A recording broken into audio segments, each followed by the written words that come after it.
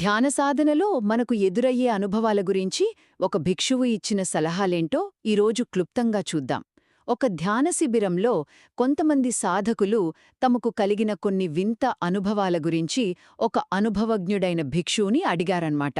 ఆయన చెప్పిన సమాధానాలు మన మనసుని, శరీరాన్ని ఎలా అర్థం చేసుకోవాలో చాలా చక్కగా వివరిస్తాయి. మొదటిది, మీ శరీరంపై దృష్టి పెట్టటం.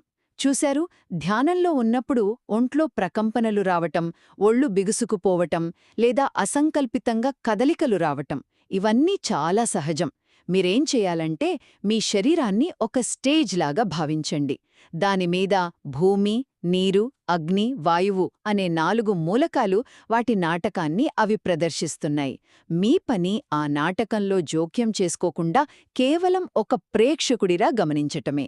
ఇక రెండవది, ఆలోచనలను అతిథులుగా చూడటం. గమనించారా, కొన్నిసార్లు పాత బాధాకలమైన ఆలోచనలు పదే పదే వస్తుంటాయి. వాటిని ఆలోచించే వ్యక్తి లేని ఆలోచనలుగా గుర్తించమంటారు. అంటే అవి మనం పిలవకుండా వచ్చే అతిథులు లాంటివన్నమాట. ప్రతి ఆలోచనను ఇది నాది అని పట్టుకోవద్దు. వాటిని మీరు పట్టించుకోకుండా వదిలేస్తే అవే వెళ్ళిపోతాయి. చివరగా, ప్రాథమిక సూచనలకే కట్టుబడి ఉండటం. చాలామంది ఏవేవో సంక్లిష్టమైన సిద్ధాంతాలపై దృష్టి పెడతారు కదా, కాని భిక్షువు సలహా చాలా సింపుల్. మీరు నడుస్తున్నప్పుడు మీ అడుగుల మీద, కూర్చున్నప్పుడు మీ శ్వాస మీద దృష్టి పెట్టండి. తెలియని వాటి గురించి ఆలోచిస్తూ కంగారు పడే కన్నా తెలిసిన దాన్ని సరిగ్గా గమనించడం ముఖ్యం.